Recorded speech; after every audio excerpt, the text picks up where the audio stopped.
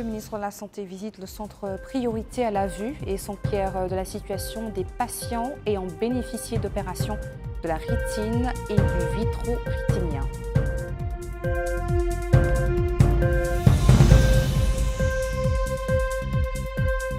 Les missions encadrant les forums de planification participative du développement poursuivent leur rencontre avec les habitants des wilayas de l'intérieur pour déterminer leurs priorités de développement. Clôture la 22e édition du concours de mémorisation et de récitation du Saint-Coran du regroupement culturel islamique.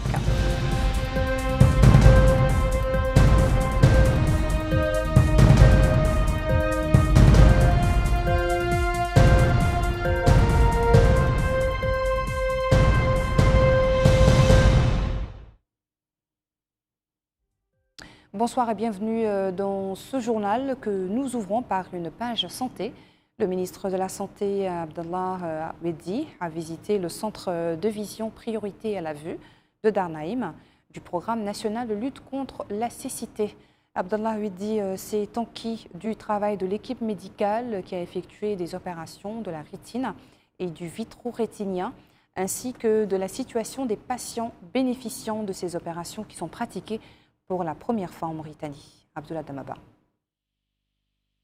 Le centre Priorité à la vue de la Moukata de Darnaïm, relevant de la wilaya Nouakchott-Nord du programme national de lutte contre la cécité, a accueilli une mission médicale conjointe entre notre pays et la Fondation caritative internationale de la vue, ce qui a permis de débuter les opérations de chirurgie de décollement de la rétine et de transplantation de la cornée. Le ministre de la Santé s'est rendu sur les lieux dans le cadre d'une visite pour s'informer du déroulement des opérations. Abdallah Oulsid Mohamed Weddi, ministre de la Santé, a affirmé que c'est la première fois que ces types d'opérations se tiennent dans notre pays. Il a en outre salué le succès des chirurgies qui ont été déjà réalisées. Le ministre a souligné avoir échangé avec des patients bénéficiaires. Ils ont déclaré qu'ils se sentent très bien et que ces opérations se sont déroulées dans de très bonnes conditions. Le ministre de la Santé a par ailleurs souligné que ces opérations se tiennent dans le cadre des instructions du président de la République afin de faire bénéficier les citoyens des services sanitaires nécessaires, particulièrement ces types d'opérations qu'il faisait à l'étranger.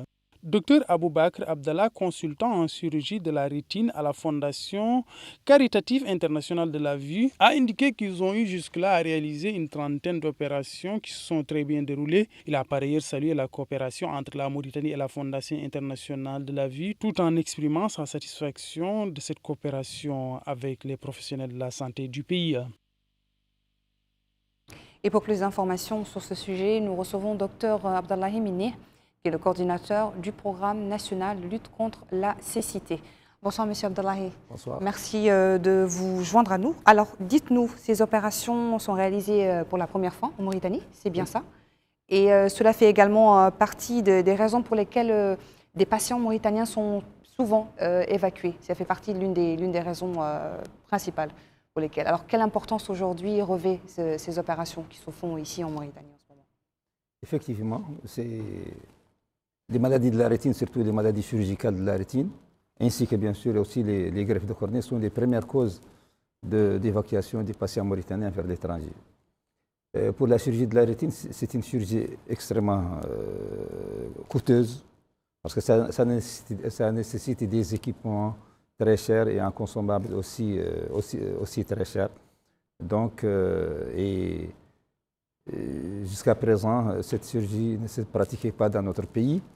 C'est pourquoi et c'était la première cause aussi d'évacuation, comme je l'ai déjà dit, vers l'étranger. Ça coûtait excessivement cher à l'État. Donc, il y a de cela 3 à 4 mois, le ministère de la Santé a donné instruction aux services compétents du ministère de la Santé d'essayer de limiter ces évacuations vers l'étranger. Et pour ce faire, il a demandé à ce que des équipements soient achetés pour le centre et qu'un personnel soit formé pour cela. Donc, ces équipements ont été achetés, ainsi que le consommable. Des médecins ont été envoyés pour des stages de perfectionnement vers l'étranger. Et lorsque tout était déjà prêt, on a commencé à limiter au niveau du conseil de santé, les évacuations vers l'étranger. Donc, on a dressé une liste avec les numéros de téléphone de tous les patients qui nécessitent une prise en charge chirurgicale de la rétine. Et on avait une liste à peu près de 60 personnes. Il faut dire que c'est excessif ce nombre, mais il ne faut pas oublier que notre pays maintenant, le diabète fait ravage dans notre pays. Et maintenant, comme nous avons une société de consommation, donc le diabète commence à apparaître chez nous avec ces complications oculaires qui sont les rétinopathie diabétique. Donc, et lorsque tout était prêt, on a fait appel à un partenaire du programme national de lutte contre la cécité, en l'occurrence la fondation Al-Basar International, qui est une fondation spécialisée dans les maladies oculaires et qui dispose des dizaines d'hôpitaux à travers le monde, en particulier en Afrique et en Asie. Donc, ils ont mis à notre disposition un grand chirurgien de la rétine qui est venu. Il a consulté tous les patients qui étaient recrutés. Il en a sélectionné ceux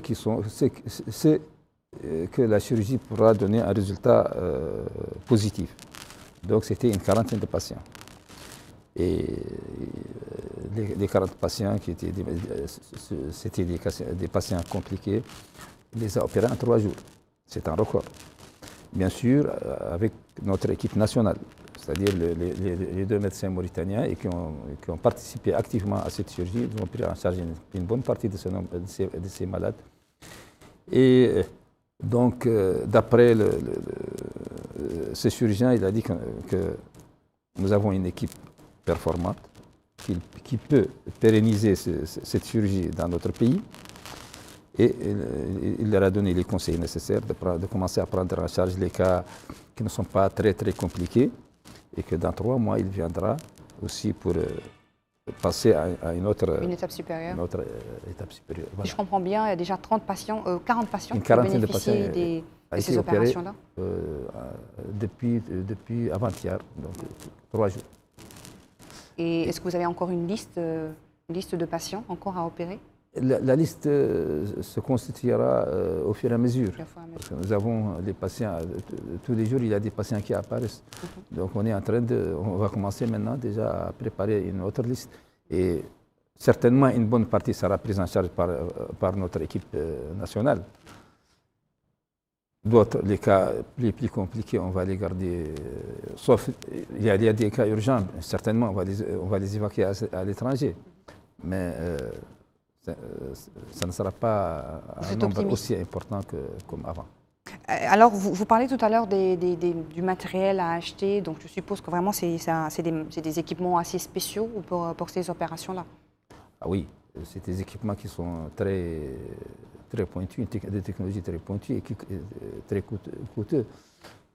Si vous avez vu les équipements au bloc opératoire, c'est des machines, c'est de l'électronique, c'est la pointe de la chirurgie. En plus, c'est une chirurgie qui se développe rapidement. Donc, ce matériel, certainement, au bout de quelques années, sera obsolète et on sera obligé encore d'acheter d'autres équipements plus sophistiqués. Oui, nous sommes bien d'accord que c'est une avancée quand même majeure pour le secteur de la santé en Mauritanie et surtout oculaire. Est-ce que vous envisagez d'élargir ce programme pour introduire de nouvelles techniques, par exemple, dans le domaine de la greffe de cornée? Oui, la greffe de cornée, maintenant, je crois que d'ici au maximum un mois, on va procéder à la chirurgie de la cornée, aux greffes de cornée. Nous avons une liste d'une quarantaine aussi de jeunes patients qui sont candidats à la greffe de cornée. Donc maintenant, on est à la phase d'acquisition des consommables. Le matériel est là, l'acquisition des consommables, c'est déjà la commande est faite. Donc au maximum un mois, ça sera fait. Eh bien, merci beaucoup, Dr Abdallahi Mennik. Je rappelle que vous êtes le coordinateur du programme national de lutte contre la cécité. Merci d'avoir répondu à nos questions et bonne continuation. Merci, madame. Dans la suite de l'actualité, la ville de Kifa abrite depuis hier les travaux des États régionaux pour la planification concertée du développement sous la supervision du ministre de la fonction publique et du Travail, Mohamed Souedat. L'événement a donné lieu à une réunion de la mission ministérielle chargée d'identification des priorités de développement régional avec la société civile, les leaders d'opinion et les notables de la wilaya. Haj Abdallah Eddine nous en dit plus. La mission ministérielle chargée d'identifier les priorités de développement au niveau de la wilaya de l'Assaba, dirigée par le ministre de la fonction publique et du Travail, M. Mohamed Souedat, a tenu une série de concertations auxquelles participent des représentants des organisations de la société civile et des regroupements régionaux dans la wilaya. Dans une allocution prononcée lors de cette rencontre, le ministère a expliqué que ces forums constituent une opportunité de concertation et de discussion sur les différents projets de développement prioritaires au niveau de la wilaya et permettent aux forces vives et aux acteurs sociaux de contribuer à l'identification de ces projets au niveau de leur commune. Le ministère a souligné que ces missions font partie d'une nouvelle approche visant à s'engager avec les citoyens sur les priorités de développement afin de renforcer leur participation à l'élaboration des politiques publiques locales et nationales. Le ministère a ajouté que le gouvernement a créé des plateformes pour interagir avec les citoyens afin de leur permettre de poser leurs problèmes et de déposer leurs plaintes. Pour sa part, le Wali de l'Assaba, M. Ahmed Ouadda, a indiqué que la mission pourra identifier les priorités de développement de la wilaya et mettre en exergue les questions les plus importantes auxquelles sont confrontés les citoyens dans leur commune, à travers la discussion et la délibération avec les différentes instances concernées. Ces forums régionaux ont été une occasion pour les citoyens de passer en revue les problèmes qu'ils font face dans l'exercice de leurs activités économiques, énumérant ainsi leur doléances dans plusieurs secteurs vitaux de développement. Dans le même cadre, la mission ministérielle chargée d'identifier les priorités de développement au niveau de la wilaya de Tiris Zemour, conduite par le ministre des Mines et de l'Industrie, Kiam Tijani, a poursuivi pour la deuxième journée ses rencontres avec la ville de Zouerat. L'objectif est d'identifier les priorités de développement qui répondent aux besoins des citoyens dans la Mourata, les communes de cette wilaya. Abdullah Damaba. La plupart des intervenants au deuxième jour des forums participatifs à Zouerat ont mis l'accent sur les problèmes liés à l'édification d'infrastructures. Les participants, que ce soit les élus locaux, acteurs de la société civile et citoyens lambda, ont mis en avant le problème d'infrastructures qui, disent-ils, gangrènent l'essor socio-économique de cette zone. Le ministre des Mines et de l'Industrie, Kiam Tijani, a indiqué que plusieurs réunions ont eu lieu en présence des élus locaux, dont les maires, les députés et le président du conseil régional en compagnie des autorités administratives. La plupart des problèmes répertoriés, souligne-t-il, sont liés à l'accès à l'eau, à l'électricité, aux services de télécommunications, le désenclavement de certaines zones, entre autres. Il a en outre déclaré que les populations peuvent utiliser le portail numérique qui est mis à leur disposition, à savoir Ain, pour faire des réclamations qui vont être diligentées par le département ministériel concerné. Par la suite, plusieurs participants se sont exprimés, à savoir les élus locaux, acteurs de la société civile et citoyens. Ils ont tour à tour salué cette démarche afin de recueillir les doléances des populations. Ces forums, souligne-t-il, permettent de comprendre les problèmes des habitants. Ils ont souligné qu'ils sont parfois obligés de se rendre à Nouakchott pour un suivi médical se rapportant à certaines pathologies, en plus de l'accès à l'assurance maladie, particulièrement pour les couches vulnérables, qui constituent, souligne-t-il, des défis majeurs. Au Tagant, la ministre de l'Environnement et du Développement durable, Massouda Baham, qui dirige la mission ministérielle chargée de déterminer les priorités de développement de la wilaya, a conclu hier ses travaux. Haj Abdallah Eddine. Après 2 jours successifs de débats et de discussions élargies, la mission ministérielle chargée d'identifier les priorités de développement au niveau de la wilaya de Tagant a clôturé ses travaux. Au cours de ces forums régionaux, les problèmes et les besoins en services publics ont été inventoriés au niveau de la wilaya en concertation avec des acteurs de la société civile et des élus locaux. Clôturant les travaux de ces forums régionaux consacrés à la wilaya d'Itagan, la ministre de l'Environnement et du Développement durable, Mme Massouda Mtbaha Mohamed Lakhdaf, a affirmé que la mission ministérielle a pu identifier et répertorier les problèmes et les priorités de développement de la wilaya dans les différents secteurs, indiquant que le manque d'eau constitue un problème majeur et structurel pour la population de la wilaya d'Itagan, signalant que des propositions adéquates ont été formulées. Madame la ministre a souligné que l'État va œuvrer à répondre aux doléances des habitants de la wilaya à travers la mise en place d'un plan global de développement qui sera mise en œuvre prochainement. Au Parlement, la commission des affaires économiques de l'Assemblée nationale, présidée par le député Mortar Mohamed Lemine, vice-président de la Commission, a tenu aujourd'hui une séance de travail en présence du ministre de l'Économie et des Finances, Sid Ahmed Bou, pour étudier et discuter le projet de loi numéro 24045 portant nouveau code des investissements. Le projet de loi examiné s'inscrit dans le cadre d'une approche stratégique visant à mettre en œuvre une nouvelle politique d'investissement pour stimuler les efforts d'investissement et renforcer l'attractivité de la Mauritanie en tant que destination économique nationale et internationale. Le projet de loi propose plusieurs changements et objectifs clés, tels que le renforcement du contenu local pour une meilleure intégration des ressources et des entreprises locales, le renforcement des compétences de la main-d'œuvre locale pour répondre aux besoins croissants des secteurs économiques stratégiques et de la diversification de l'économie pour permettre une meilleure intégration des investissements sur les marchés internationaux. En réponse aux députés, le ministre de l'Économie et des Finances, Sid Ahmed Bou, a fourni des réponses expliquant les différents aspects du projet de loi et soulignant l'importance stratégique de ce nouveau cadre législatif qui constituera un apport qualitatif au niveau économique de notre pays.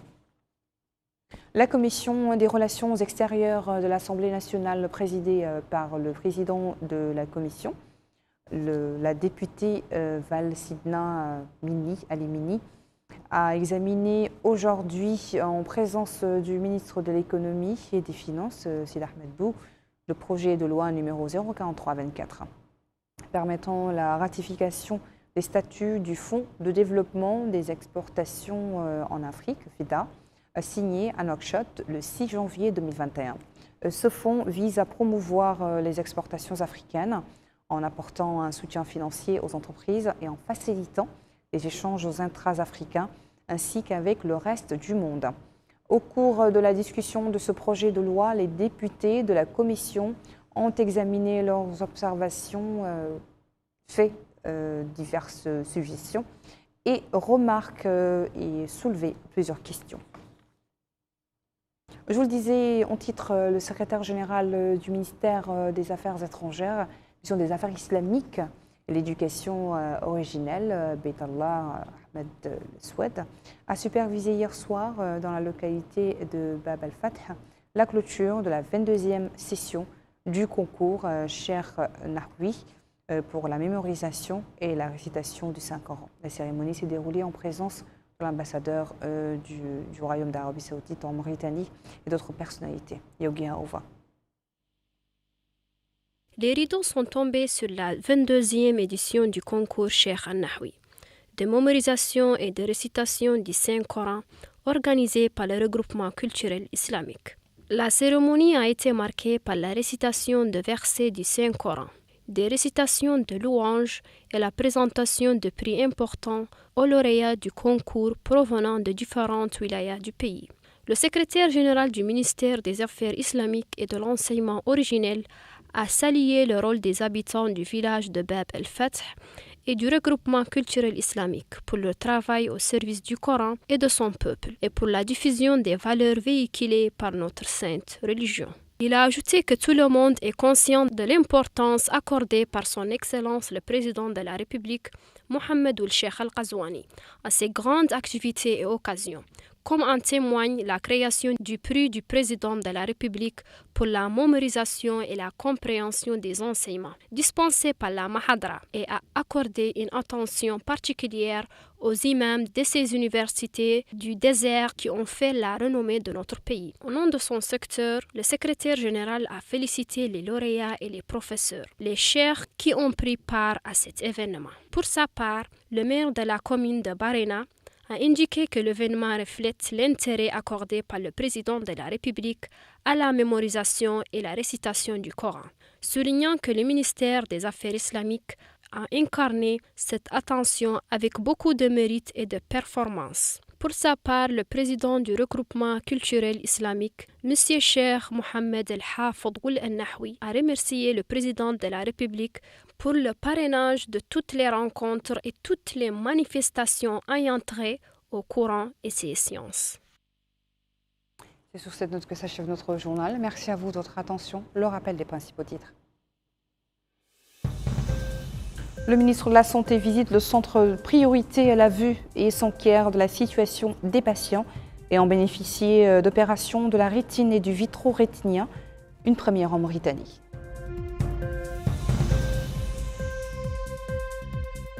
Les missions encadrant les forums de planification participative du développement poursuivent leurs rencontres avec les habitants des wilayas de l'intérieur pour déterminer leurs priorités de développement.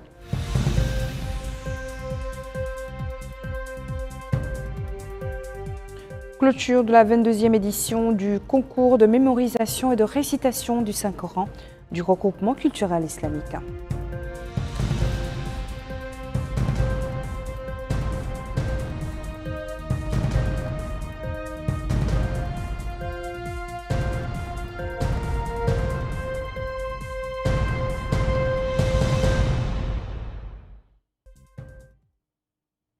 Merci, je vous souhaite à tous une excellente semaine.